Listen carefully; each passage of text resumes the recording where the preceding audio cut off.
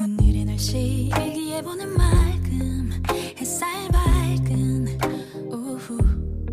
Episode 4, where we talk about the mixing bowl that is the world.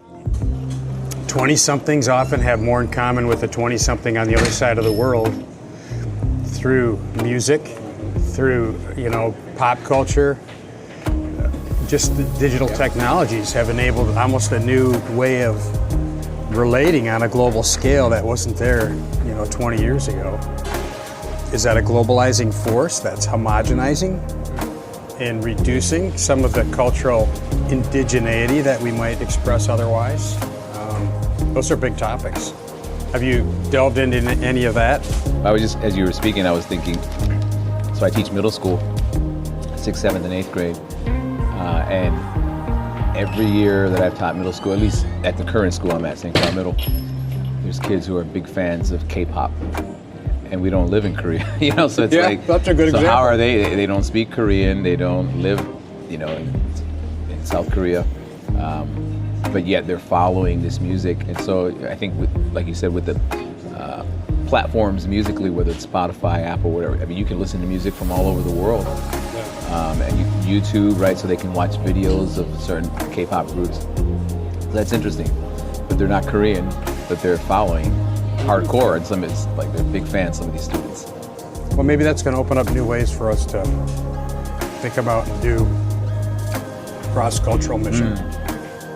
With the advent of global media, social media, global music, the younger generation are increasingly, maybe not homogenized, but more homogenous than the older generation, who were perhaps more attached to more traditional cultural forms.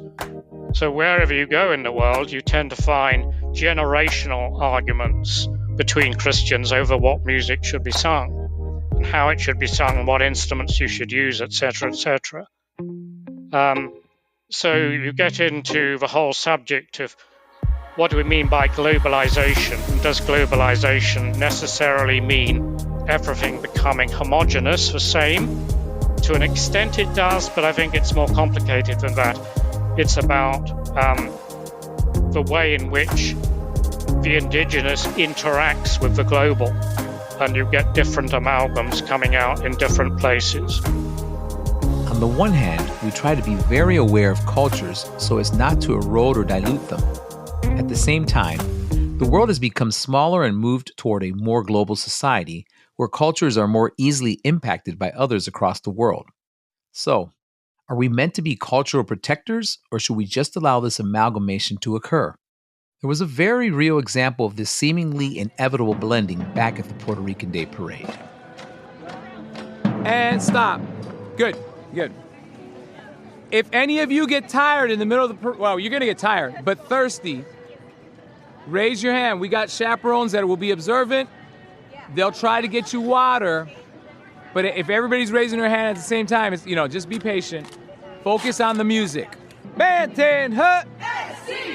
Cadence. 1, 2, 1, 2, cadence. Where's the beat? 1, 2, 3. So we are in downtown Orlando for the Puerto Rican Day Parade, which is an annual event here in Orlando. It's complex, and also I wasn't born on the island, so I have thoughts and ideas, but I always try to honor those who live there and have a different experience than me, being here in Florida. But one of the things I told my students this week, anybody could look like a Puerto Rican, and that I wasn't just trying to be comical about it, like it is true. Because of the history, you had the Taino Indians, the original Boricuas who were there on the island. They were, certain skin color, but then you had African slaves that were brought, and then European influence as well. So you could be of any skin tone and be Puerto Rican. My mother looks Caucasian. If you meet her, you'd be like, oh, she might be white. I am more caramel colored, and then there's Puerto Ricans that I know that look African American, very dark skin tone. So there's that. So it's a teaching moment for the students to know, like, hey, there's this mix of cultures on the island. Which is why, going back to the parade on Saturday, you have to be careful when you're talking. You might think, oh, this person's black and they won't understand, or this person's white and they don't speak Spanish. No, they probably do speak Spanish, and are as Puerto Rican as you are.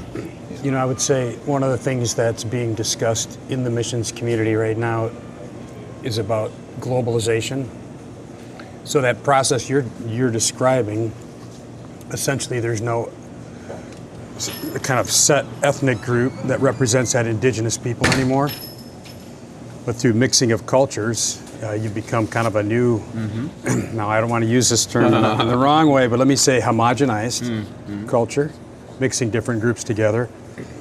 And I think one of the concerns is that globalization has been a homogenizing force or factor. And so it's interesting that in the midst of the conversation about colonialism, now globalism is almost a new form, has been a new form of it, robbing people of their distinct ethnic identity. And there's kind of a pushback on that, suggesting that, you know, we need to be careful about not limiting people's indigenous expression. Anyway, I'd say that's a big topic right now in global mission. Wow. Many missionaries work within a singular country or culture or people. But this discussion with Ted about potentially new cultures that emerge from blending other cultures made me want to talk to someone who functions in this type of space. So I connected with Aaron Pierce, who leads a missions organization called Steiger, which doesn't focus on one specific culture, but rather the global youth culture which exists in most places across the world. So, Aaron, for someone who may not be as familiar with Steiger and they want to know more about what you all do, how has music been a force for good through Steiger, and how they're like, hey, what are you guys doing with music? Yeah, so we started, of course, the origin of our whole mission was essentially through a punk band. So that's pretty unusual for a mission organization to be founded by a punk band. And so music, art, creativity of various kinds has always been a tenet of who we are.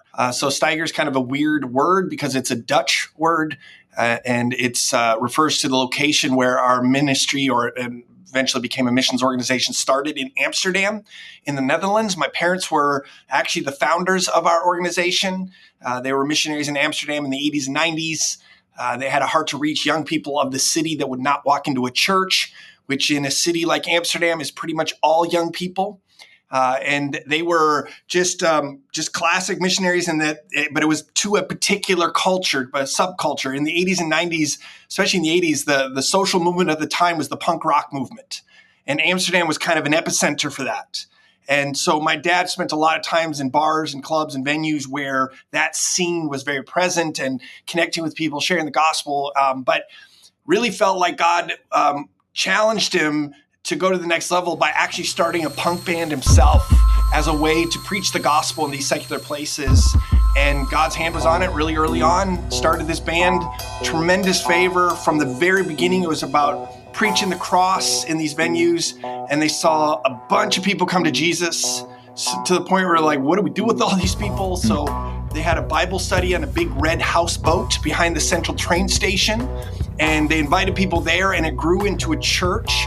And the address of that houseboat was Pier 14, and the Dutch word for pier, Steiger. So it was called Steiger 14, and it was the address, and it became the name of the church. And then eventually it spawned, really by God's power, not a strategic plan, but it spawned this global missions movement all about reaching young people that would not walk into a church. And so that's kind of the genesis of our mission. And of course, I grew up in that environment as a little kid in Amsterdam.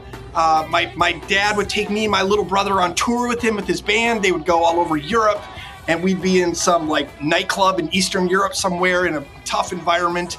And he would bring me and my little brother on stage right in the middle of the concert. And he would say, "These are my sons. I love them. There's nothing I wouldn't do for them. Everything that I have is theirs. I would protect them with my life." And then he would say, "And that's how God feels about you." And he would equate a father's love for his children with God's love for them. And then he would share the gospel. And in that environment, I saw tough people with tears in their eyes praying to receive Jesus. And it pretty much ruined my life in the best possible way. We celebrate when things like this happen. People come to faith. They reassess their lives and decide to make changes. Why would we expect that other changes wouldn't follow? Why would it be wrong for a culture to change as well if it were natural? Maybe we're segregating topics too much. perhaps faith and culture, like Bushman said, are more intimately tied than we realize. Aaron Renn is a leading thinker and writer on topics surrounding American culture as it relates to Christianity. I wanted to hear his thoughts about globalization and how the views coming out of America are affecting the rest of the world. Globalization has really scrambled the game board in almost every dimension because of people, flows, capital flows, knowledge flows across the internet. And of course, the globalization of the internet now allows ideas and communication to travel, across border, across the world seamlessly.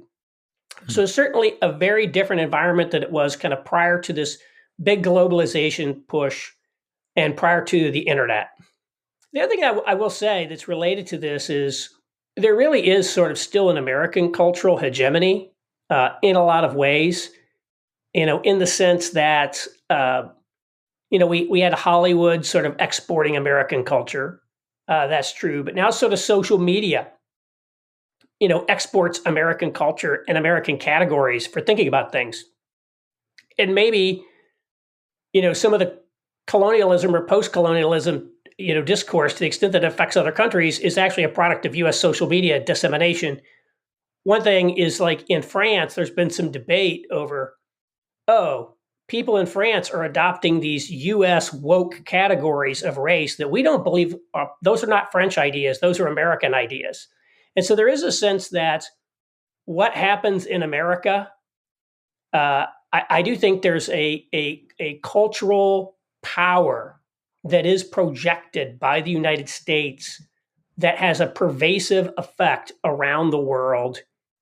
Even if no one does anything or even tries to do anything, it's going to be downloaded off of the internet. It's going to be, transmitted through Hollywood. The U.S. really does, I think, have an influence that we don't realize. Aaron, I think that's interesting what you're just was taking notes about the cultural power projected, from the U.S. to the world, known or unknown. I know I've served on many worship teams and I get opportunities to visit different churches. And I myself, the Assemblies of God Church I grew up in Ohio was primarily Hispanic. And so we had bilingual services, English and Spanish. But as I've visited other places over the last 20, 25 years, even in other countries, I have seen it's almost like Christian contemporary music, CCM, has been exported. And so, for example, I go to Puerto Rico and there's an increasing number of churches singing CCM songs in Spanish, whether they're written by Latin or Puerto Rican, Spanish-speaking artists or not. And I'm like, whoa, where are the styles, right, that I grew up listening to? I'll give you one more example. I had the opportunity to travel to Africa almost 6 years ago, and it was in South Africa, and the church was majority Black African, and they were doing CCM songs. And so it was an interesting discussion. Like, can you help us understand, for those of us from different countries, but especially from the United States, why? So I've seen that as well, where it's like, at least with music, if it comes from the U.S., we're going to grab that and sometimes discard our own indigenous styles because, we for whatever reason, it inspires or makes people feel a different way about themselves. It's interesting. Yeah, I mean, just look at the way hip hop is sort of taken over the world. There's like hip hop artists in all these different countries, rapping in all their different languages. They're rapping in Arabic, or they're rapping in French, or they're rapping in Korea. It's like, it's just there. Or apparently house music got huge in South Africa, So there's like a lot of things like that, these American styles get adopted all over the world in ways that probably others don't. And again, sometimes things get popular from other countries. K-pop, Korean pop has gotten very popular, but I haven't necessarily seen that other countries are creating like their own versions of K-pop that are sort of modeled on that. There's the idea of these different sort of manufactured bands. That's been around in different cultures for a while, but so there's something about it. And of course, the fact that we speak English and it's like so widely spoken, kind of a lingua franca around the world, it makes it easier. If you're listening to music in a foreign language and you don't understand it, it's not as it's not as easy maybe to penetrate because there's more English language knowledge. I can't remember the name. This video goes viral on Twitter periodically. I think it was in the 1970s. This Italian musician got so frustrated that English language songs were popular. He's like, I bet if I create a song that's just nonsense lyrics that sound like English, it will be popular. So he created this song that was literally nonsense, designed to sound like English, and it turned into a huge hit. And so there is something there, and there's still an immense prestige to the United States that I think we don't appreciate. This makes me wonder, do we as Christians need to be more careful about the way we approach various topics? What if we end up exporting nonsense ideas about culture or missions or even Christianity in general? What might be the fallout to the dissemination of those bad ideas, particularly among the youth of the world? Yeah, so the specific people group that God has called our mission, Steiger 2, is what we call the global youth culture. So global youth culture are youth and young adults all over the planet that, despite having various local identities and influences, whether they're a Muslim or Hindu or Christian or whatever, they're engaged in this global culture. So they're following the same social media influencers, they're playing the same video games, they're listening to the same music, and they're buying in largely to a secular ideology. And so they may identify as a Muslim, but they actually think like a secular humanist. And some of the core tenets of a secular humanist is that God has been replaced, man is at the center, and there's no outside authority that can tell me how to live my life. It's the era of my truth, and all identity, purpose, and morality is self-constructed. That's kind of the worldview that you'll hear among the global youth culture no matter where you go. So to give you an illustration of this, a few months ago, I led a team to Saudi Arabia to participate in a music festival called Soundstorm. And it's this crazy big, highly produced festival. And this last year, the headline band was the American rapper Eminem. He was in Saudi Arabia, right? And here we have this crowd, 100,000 people, and there's people jumping around. And on one hand, you have a young Muslim woman in a full hijab next to another young Muslim woman dressed like a European, jumping around listening to Eminem perform. So it's this wild idea of this global youth culture. And when you talk to these young Saudis, they talk like a kid at the University of Minnesota, where I'm from, in terms of moral relativism, in terms of, find your identity in yourself and your own, no one can tell you. And so this is that worldview that you're describing. Now, what's important to understand about that is that it sounds good. It sounds like freedom. This idea of like you decide for yourself, no, my truth. But the truth is the consequences are devastating. It's like poison wrapped in bubble gum, right? It looks all sweet and shiny on the outside, but the consequences are awful, because if there is no true source of truth that I can turn to, if it's all about me and myself, I'm left with confusion. Or if there are no rules, it's just do what makes you happy, do what feels good. No one can tell you what's right and wrong. Well, I'm going to end up sexually broken, which is true of this generation. Or if it's all about me and doing what makes me happy, well, I'm going to be lonely. Or if there's no anchor to hold on to in the inevitable storms of life, I'm going to be anxious. I'm going to be depressed. And so you have this global generation, even people, young Saudis, that are leaving Islam for the false freedom of secularism. And what they're left with is confusion, sexual brokenness, loneliness, and anxiety. This is the felt need of a global generation. And so that's kind of the thing to understand. So when we communicate to this generation, whether it's through the arts or any other form, we can speak to those felt needs, because Jesus brings truth to the confused. He brings healing to the sexually broken. He brings the ultimate relationship with the Creator through what Jesus did on the cross, and he brings peace that transcends understanding. So we actually have the ultimate answers to the cry of a generation. We just need to understand their worldview and also understand the false freedoms that it offers, right? It sounds good to say that it's all relative and that everyone can figure it out by themselves, but it leads to destruction. And so I think that's an important thing to recognize. It's obvious that America is incredibly influential in the world. Aaron spoke about the Eminem concert in Saudi Arabia and the young woman in the hijab next to the woman in European dress rocking out together. It's hard to imagine a more surprising combination of people and place. I was also surprised by something Harvey said about the importance of America and European powers maintaining their influence in the world. But perhaps I shouldn't have been. Harvey's opinions often surprised me.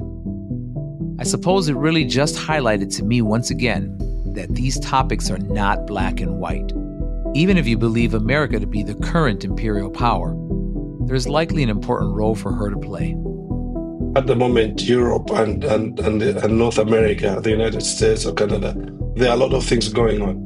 But really one of the things that's become clear is that there cannot be a void. Right? If America steps back from its influence in the world, somebody will rise up. And that's just the reality of our human existence. When the Roman Empire fell, the Byzantine Empire emerged, right? And to a great extent controlled all the land that was under the Roman Empire. And when the Byzantine Empire fell, the Muslims, the Turks, emerged. It's the reality of human life. But in that context, I think it's where Christ compels us and gives us a compelling message that says, actually, it's not about the empires and it's not about the emperors. It is about Christ, who builds a totally different kingdom from what you see with your emperors. If Christianity is tied down to an imperial identity, when the inevitable happens, when the empire begins to crumble, Christianity suffers, right? And actually, in addition to that, Christianity then picks on the bad reputation of the empires when things go wrong. And so it really becomes necessary that we rethink our relationship with empire as followers of Christ. Influence, not empire. Culture, not laws. Perhaps even spirit over truth. Aaron Pierce expanded on this idea further.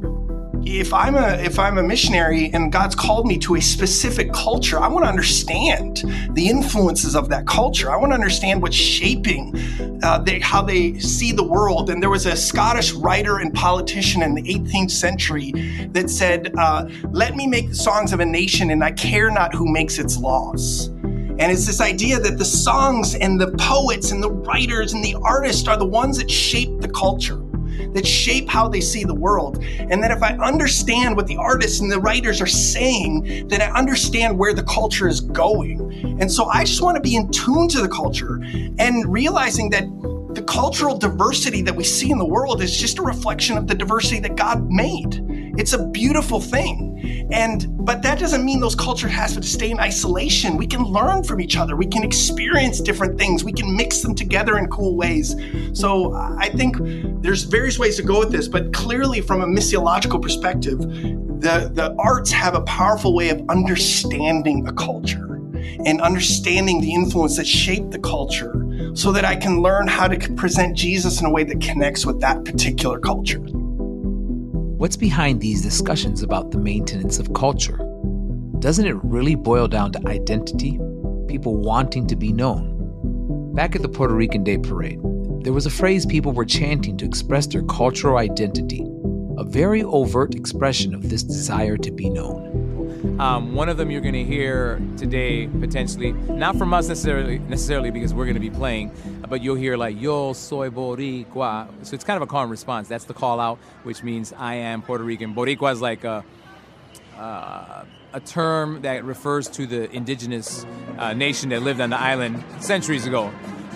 And so you'll hear, yo soy boricua, and then somebody will respond, pa que tú lo sepa, which means so that you know it. So it's a sense of pride, like I'm Puerto Rican, I want you to know it, you know? So you'll hear that. Another word you may hear is wepa, W-E-P-A.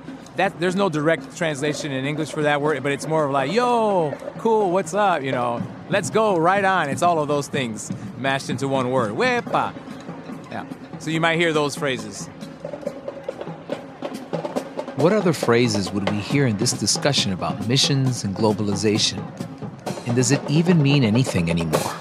I always say one of my postures of a global Christian is the ends of the earth depend on where you're standing. So, I was in Nairobi with about 3,000 college students that were kind of asking the question that we ask at Urbana. In fact, the event that we were having in Kenya actually was birthed out of Urbana. Some Kenyan college students came to Urbana in 1987, said, we need to do one of these in our own country. And so they started an event called Commission, Callisto, Odede, and some others. And so they've been doing that every 3 years since 1988. And since I was graduated from high school, basically. And I got to go and experience that. And it's all put on by the Kenyans it's more broad than just Kenya, but to other African nations as well. But almost 3,000 college students gathering there. And their theme was Africa to the rest. Africa used to be seen as the center of the missionary, like the missionary target, but now we're the center of missions to the unreached people of the world. And if you think about it, that's really kind of inaccurate anyway, because the Middle East is really, that's a central, it's the birthplace of Christianity and Judaism and everything. And so this whole idea of from the West to the rest, I think, is an old dated idea. And even the West is the best. I think what we're really seeing now is more of a polycentric missiology that says it's really from everywhere to everywhere. And that's kind of an exciting time. And that's really different than when I was growing up. The Western cultures were really the driving force behind missions. That's just not the case anymore. You often hear talk about the West, and for a long time, the phrase, from the West to the rest, was popular and core to the way we approached missions. But even the idea of being Western is becoming blurry in our shrinking and mixing global world. Question, when you say Western, it's going to sound really ignorant maybe. I know I'm Western, but would I be considered, you're white, I'm, Puerto Rican American, would they look at me different and say, well, he's from the West, but he's okay because he speaks Spanish? Or is it like, no, you're from the U.S., you're Western, back off? I don't know, I'm just wondering. I don't know. I think it probably depends if you're wearing that USA cap or the Puerto Rican flag cap, how you might be perceived. Interesting. This is one of the great complexities. We live in a world which is so mixed, and even defining what is Western is difficult these days. I think in a world where people were not mixing like they are now, it was a pretty clear distinction. But honestly, I've been in a few cities in the UK. When I stand on a street corner and look around, I am the only white person that I can see. It's just overwhelmingly, people from Pakistan particularly, and it's kind of a shocker. Or conversely, you can go to neighborhoods in Vancouver, the street signs are in Chinese. And you can find that in parts of the U.S. too. I would say less so, but you definitely see it here. So all that's just to say, here we are in an era of a lot of mixing. And even different ethnic groups that are in the Western missions movement are perceived differently on a global scale in how they approach missions and how they interact with others. An example of that could be, I worked in Sarajevo, Bosnia, during and after the war. And we had an African-American pastor who was in the U.S. military, He'd been a National Guardsman, but he was deployed. He came over and was working with the military there, and we met him, and we invited him to speak in the International Church Service, and it swelled with Bosnians. And there was an affinity between African Americans and Bosnians, Bosnian Muslim background people, because African Americans, they felt like they were living in a culture which they were minority and oppressed. Bosnian Muslims were in a Serb-dominated Yugoslavia, at least that was their perspective. And so there was an affinity between these two groups. And for sure, when that African American talked about discrimination, immediately those Bosnians felt like they were resonating with what he had. And there was a big curiosity. There was a big curiosity, too, about how he could be a Christian. Because in Islam, they look at our conversation about colonialism and they say, see, this is what Christianity is all about. That's kind of shocking when you consider that Islam itself is highly colonialistic. But that is, I would say a more common global image is that Christianity is colonialistic and Islam isn't. And so these are really, super complex dynamics that you got to deal with cross-culturally. Mix together extremely different people, cultures, and beliefs, and add in eternal stakes. Good luck escaping the complexities of these discussions. But I wanted to jump back for a few minutes to a concept we've touched on here and there, unreached people groups. This term has been around for more than 50 years, but I was curious to hear where it came from. So I connected with Greg Parsons, who was good friends with Ralph Winter, who coined the term. We started with a bit of his background. When I was early in high school, we switched to a church that really taught the Bible and had a strong commitment to missions. And we didn't know that. I mean, we knew the Bible, we knew it was a good church. We moved from another church that was fine, but the mission commitment of this church soon began to impact me. And one of those ways was that people invested in us and kind of saw us, that is the young people in the church, as people who could be sent, who could go out. Later on, another pastor later said, so when are you going to go? I need someone from the church to go lead a team, and go out there and plant churches. And we didn't end up doing that, but that was sort of the spirit of the church. And so that got us into a lot of things. As we got into college, then we heard that this guy was going to speak. So this is in Silicon Valley, around the San Jose area. A guy named Ralph Winter was going to speak at a student conference at Stanford on the weekend. And so another guy and I, who were sort of the leaders of the college within the group, said, hey, let's take a bunch of students up and hear what he has to say. We didn't know much about him and what all. And so we got up there. It was Friday evening. It was not a great setup, in terms of all of that. There was overheads, if anyone in your listeners know what those are, and hand drawn about the world and what was going on. It was not professional in that sense at all. But what he shared just shocked me and my buddy, both of whom were, again, praying through this world thing, but we didn't realize you can pray through country after country. But what do you do when you get into that country and you realize there are different cultures, different peoples, or people groups as they're known now? And that's what Ralph Winter was talking about. And he said, we could reach out our hands as far and wide as we want, where the gospel is gone, in the cultures where it's gone, and we'll still have over half the world's population that's untouched. So we could challenge the church to do evangelism forever and still never touch the unreached, because by definition, the unreached don't have, a viable witness among their culture and among them.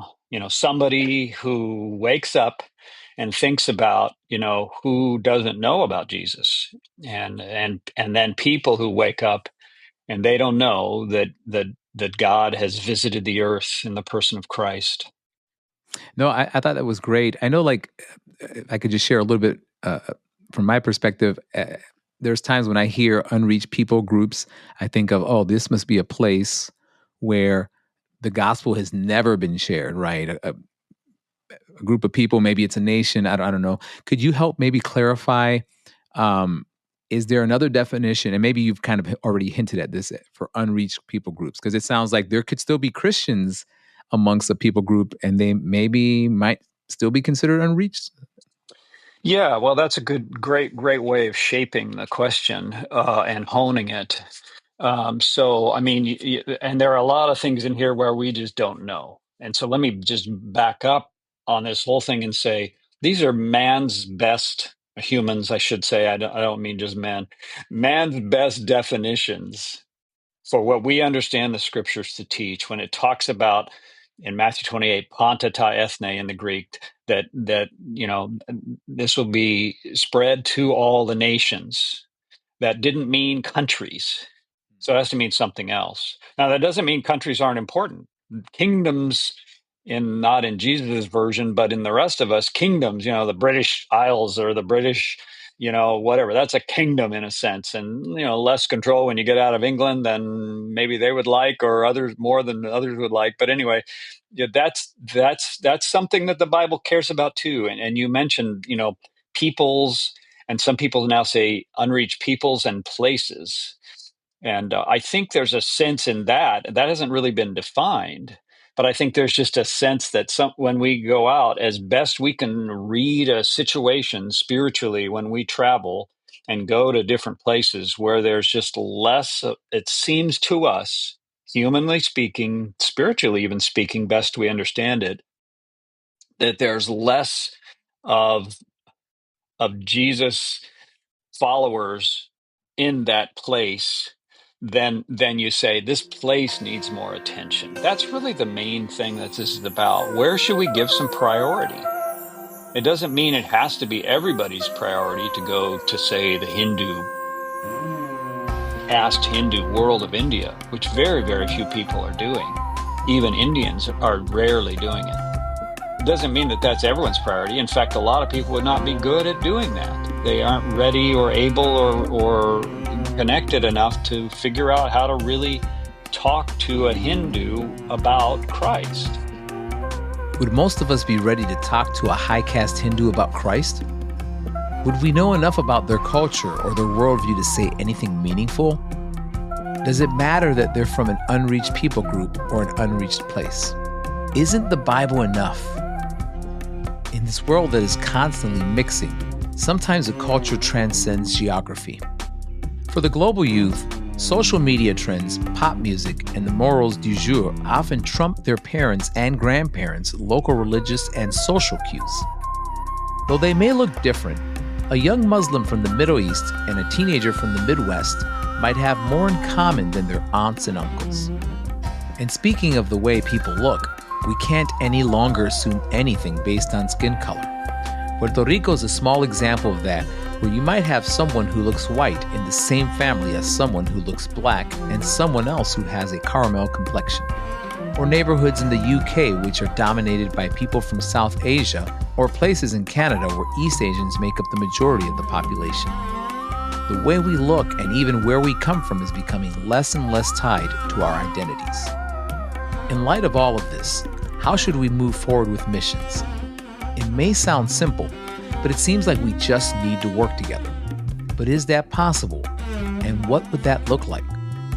Maybe a newer concept known as mutuality holds some answers for us. Polyphonic, Mission After Empire is hosted by me, Imer Santiago, and produced by Missio Nexus and Arrival Creative. Thanks for listening.